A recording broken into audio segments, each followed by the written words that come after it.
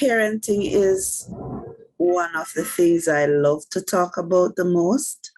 My mind can go back to about 12 years ago, or maybe 15 years or so, when things like Parent Month and Mother's Day were not appealing to me because I was trying so hard to have a child and it wasn't working.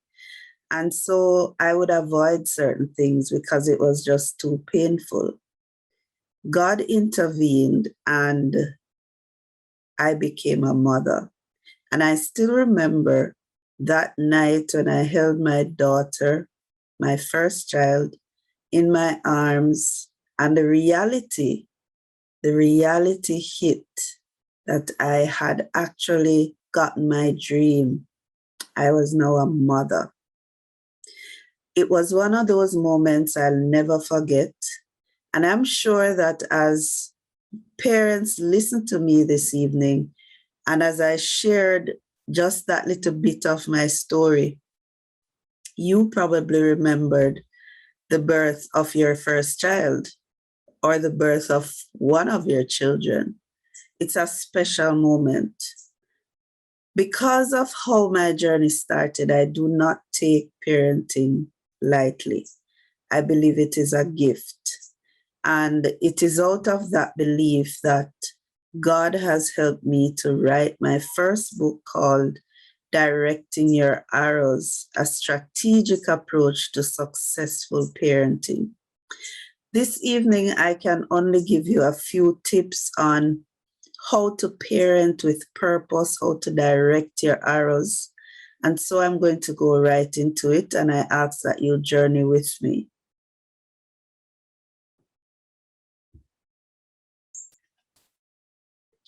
So the reality is that our kids are in trouble. We only need to watch the news, read the newspapers, listen to what's happening in our neighborhoods. Our children are really not safe. And many of them are being abused, being exposed to things that they shouldn't be exposed to. And the generations ahead are going to be in trouble if we don't do something with the generation now. I believe parents can make a difference. And so we understand that parenting is not just to be the mother or father of a child, but it is about raising that child. It's a process where you promote and support their total development, physical development, emotional, social, their intellectual development, and even their spiritual development. So parenting is a position of influence and responsibility. A few things about parenting. Number one, we said it's a call and a responsibility. The Bible says that children are the heritage of the Lord, and the fruit of the womb is his reward. So when you become a parent, you have been given a gift from God, and with getting that gift comes responsibility. If you have your child next to you, I want you to look at that child and remember that he or she is your gift from God. Now is a good time to give your gift a hug. So parenting is a call. It comes with responsibility. It's a process. It's a process. I always say once a parent, always a parent. You parent them until you close your eyes, right? And it has its challenges. It involves hard work. But guess what? Successful parenting is possible. Maybe you can think of your own self and decide that parenting successfully is possible. I look at myself and I use myself as an example that parenting successfully can be possible. Can parenting be perfect? No. You can't be a perfect parent. But what you can do is accept your responsibility that God has given you some gifts that he compares to arrows. So the same verse says, Like arrows in the hand of a warrior, so are the children of your youth. What do we know about an arrow? We can point it in the direction that we want it to go. We can direct it the way that we think it should go. Now let's look at that a little more. So today we're looking at 3 things quickly. If you're going to direct your arrows, you must connect, you must direct, you must protect. What do I mean by that?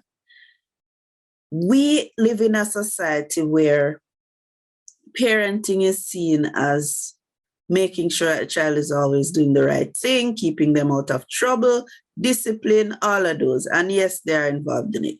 But dare I say, the main thing, one of the main things you need to get done as a parent is to build a meaningful connection with your child.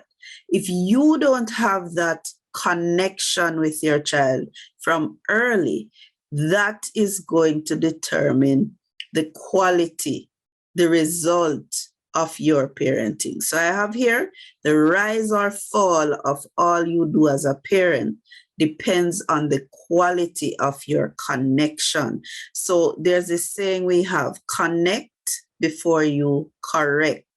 If you try to, if you have raised your child, I know some of you have teens as your children, and you probably didn't spend a lot of time with that child for whatever reason. It could have been work, it could have been a myriad of things, but there was no time spent to really get to know that child, to have fun with the child when he was growing up. And now that he's a teen, you have kind of come out with an iron fist trying to correct this teen. What you're going to get most of the time is rebellion, because if you try to correct before you connect, normally you get rebellion. So if you don't remember anything else tonight, remember, connect before you correct. How do we connect? Here I have a few tips for you. Create time to be with your child. And in the book, Directing Your Arrows, I spend time on this because I have found that children spell love time. You could give them the whole world. If you have no time for them, it is likely that they may think you don't care. So create time, or off with the mask. Be yourself. Let your children get to know you. And that way they will open up so you can get to know them. Nurture. You must care for your child. It's your responsibility to care. Don't leave certain things up to the child to do, especially the younger children. They need to get nurturing. The other end, never stop playing and laughing. Do I mean you should be playing and laughing all the time? Not necessarily. I'm just saying that for children, play is more than just fun. Play is their language. Play is therapeutic. Play is connection. So for every time that your child wants to play with you and you say you're busy, or we say we're busy, we have missed something, the child has missed something. It's a beautiful way to bond with your child. Empathize. We as parents must learn to see through the eyes of our children, to step into their shoes. Listen long enough so that you can understand what your child is going through. See, create family traditions. If I were to ask you, what is one of your fondest memories of childhood? It may very likely be an activity or something that you remember you and your family doing together. It could have been Christmas dinner. It could have been driving to the country to visit grandma. But we as in this generation must be deliberate to create some traditions with our children that they can carry to the next generation. And the T is touch positively. Touch positively. Touch is important for children's emotional health. A hug, a rub in the head, a rub on the shoulder when they're not feeling too happy. Touch is important for human beings, but for many children, the kind of touch they experience from parents is only when they are getting a spanking. Yes? If you want to connect with your child, learn to touch positively. Now we know that certain kinds of touches are no. So that's why I have touch positively. I told you I wouldn't be long. Other ways to connect: accept your child's uniqueness. If you have 6 children, 6 different personalities. So avoid comparing. Give them focused attention. When your child is talking to you, put away the phone, turn off the TV, give the child focused attention, and I have eye contact there as well. Listen carefully, repeat what they said and ask them, is this what you mean? Let them know that what they're saying is important. And I also want to say, learn your child's love language. Can't get into the details, you can Google it, but there is a questionnaire out there that will teach you how does your child give and receive love. And you will be amazed to see what you learn when you explore your child's love language. So here are a few connection activities for you. Family night, family time movie, gardening, cooking with the kids, heart-to-heart conversation, games, taking a walk through the community.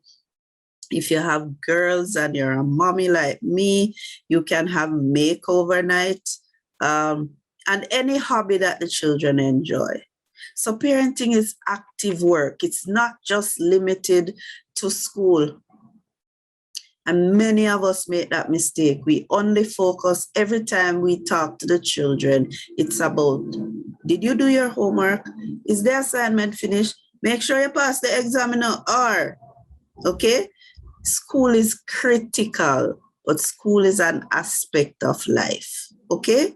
So don't miss out on these precious years that you have the children with you. These precious years that you can impact generations by impacting your child. Now, second one is direct. So our responsibility also is one of training and discipline. Proverbs 22:6 says, train up a child in the way he should go, and when he's old, he'll not depart from it. We must train our children. We must discipline. Now, discipline actually means to teach. Discipline does not mean to punish. All right? So you need to take on the role of being an instructor. Understand that your child has not passed this way before. Don't assume he knows the thing. Teach him the thing. Don't assume your child knows what to do when he sits around a table. Have you ever taught him? Don't assume that your child knows how to study. None of us was born knowing how to study. Have you taught him how to study? So we need to teach values, we need to teach attitudes, and we need to teach behaviors to our children.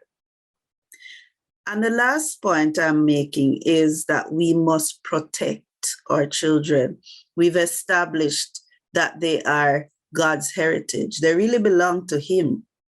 You and I are stewards. We have been given these gifts from God, and we are supposed to grow them and raise them in an environment where the gifts and the callings and the unique things that they carry can be unlocked, and they can become the best version of themselves. They can become the person that God intended for them to be. So how do we protect them? We have to know their friends and parents. We need to put parental control on the devices that they're using. We know a lot of them are online now. You have to be careful who you leave your child with and where. Watch their reactions. If they don't want to go to Miss Jane's house anymore, there must be a reason. Teach them their rights and how to protect themselves. What to do if you feel like you're in danger. Ensure they know your number. They know other person's cell number that they can call. Create an atmosphere of openness where your child can tell you anything without you freaking out. Because if they tell you something and you freak out and get angry, you won't hear anything else in the future. So you have to also know your child, and so that you can see signs of when something might be wrong. Now, when you see those red flags, do not ignore them. Don't ignore unusual behaviors. Don't ignore your gut feeling when it comes to your children. And lastly, I say, pray without ceasing and depend on God, because He was the one who made your child. He is the one who knows where they should go. He is the one who will give you wisdom to take your child in the direction they were meant to go. Now, I want to wrap up by reading a poem from my book, Directing Your Arrows. It is called Unlocked. And I want you to listen to this from the perspective of your gifts from God, your children. There's something deep inside me, that which I was meant to be, a fire that sparks, a vision I see, a dream of being completely me. I cannot fully explain it, but I know it never leaves. I want to truly find it, the freedom of being me. I am no ordinary person. There is greatness locked inside, that dream I know I carry, which I really can't deny. You'll find it in my passions. You'll see it in my eyes. You'll hear it in my laughter, and maybe even when I cry. It causes me to stand out. It naturally makes me shine. Help me to fully discover this dream that still inside me hides, to totally be who I was born to be, to explore, to try, to fall, to climb, to spread my wings and fly. Success is when I find it and unlock it without fear. When as you watch, you see me being fully me, dream unlocked and soaring high, your arrow free and in full flight. I want to thank you, parents, for giving me a few minutes of your time. I challenge you to remember, you are called to parent your children, connect, direct, and protect those gifts from the Lord. For this month of November, we have a special on the book, Directing Your Arrows, for all parents in Jamaica. You can get this book for $2,000. You can contact your guidance counselor or call the number on the screen and you'll get your autographed copy. Powerful chapters on how to build your child's self-esteem, how to communicate with the child, connecting, lessons from the arrow. And there's a section I love called Success, Directing Your Arrows for Success. It talks about how you can basically be the kind of support for your child so that they can be successful in school. There's also a chapter on PEP. We know a lot of parents have concerns about PEP, and we talk about what PEP is and how you can support your child for success. God bless you, and thanks again for having me. Connect, direct, and protect. Have an awesome Parent Month.